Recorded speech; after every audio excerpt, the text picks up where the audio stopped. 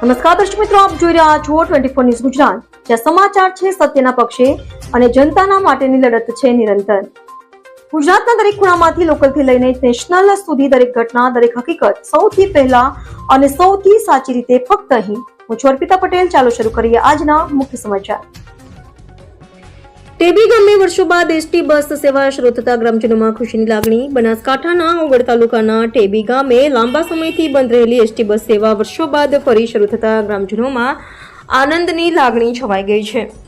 બસ સેવા બંધ હોવાને કારણે ગામના લોકો, ખાસ કરીને વિદ્યાર્થીઓ અને મહિલાઓ વર્ગને દૈનિક મુસાફરીમાં ભારે સમસ્યાનો સામનો કરવો પડતો હતો. ગ્રામજનોએ કરવામાં આવેલી રજૂઆતના આધારે કાંકરેજના પૂર્વ ધારાસભ્ય તથા પૂર્વ શિક્ષણ મંત્રી અને હાલના જિલ્લા ભાજપ પ્રમુખ શ્રી કીર્તિસિંહ વાઘેલા દ્વારા ટેબી ઉણથરા રૂટ પર નવીન એસટી બસ સેવા શરૂ કરવામાં આવી છે.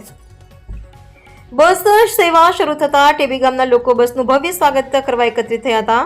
ગ્રામજનો દ્વારા જિલ્લા ભાજપ પ્રમુખ કીર્તિસિંહ વાઘેલાનો આભાર વ્યક્ત કરવામાં આવ્યો હતો. બસ સેવાનું પ્રસ્થાન કાંકરેજ તાલુકા ભાજપ પ્રમુખ નટવરભાઈ પટેલ દ્વારા લીલી ઝંડી બતાવી કરાવવામાં આવ્યું હતું. આ પ્રસંગે ગામના સરપંચ, પૂર્વ સરપંચ, આગેવાનો, વડીલો, યુવાનો, બહેનો તથા મોટી સંખ્યામાં વિદ્યાર્થીઓ ઉપસ્થિત રહ્યા હતા. સાથે જ બસ ડ્રાઈવર સરદારસિંહ અને કંડક્ટર રાજુભાઈ પ્રજાપતિનું સન્માન પણ કરવામાં આવ્યું હતું. નવી સેવા શરૂ થતા હવે ટેબી ગામના લોકો માટે થરા તથા આસપાસના વિસ્તારોમાં પહોંચવું વધુ સરળ બનશે.